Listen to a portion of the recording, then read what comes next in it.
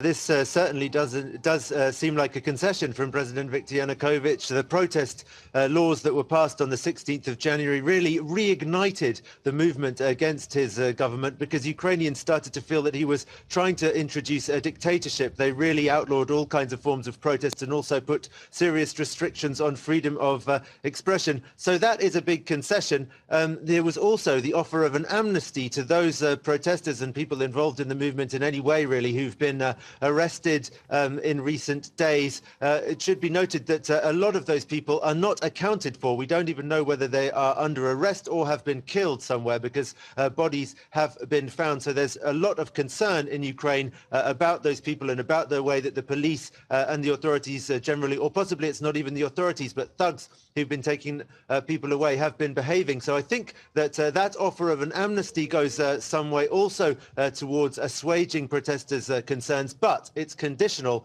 on something that I'm very uncertain whether the protesters would be able to accept. The amnesty law that he suggested is conditional on the protesters vacating the public buildings that they've occupied. That means the Kiev City Hall, also the Trades Union building on Independence Square behind me, where the headquarters, as it were, of the movement is located. And I suppose it also means the various regional administration buildings that have been occupied in other regions of Ukraine.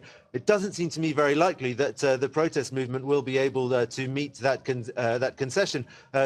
that condition, because one thing it's important to remember is that these leaders of the opposition political parties, they don't really control the protesters. It wasn't them who started this movement. They've struggled to take the lead in this, and protesters have repeatedly carried out actions that the leaders of the opposition political parties did not recommend and even warned against, such as the most recent case in point was the occupation of the Justice Ministry.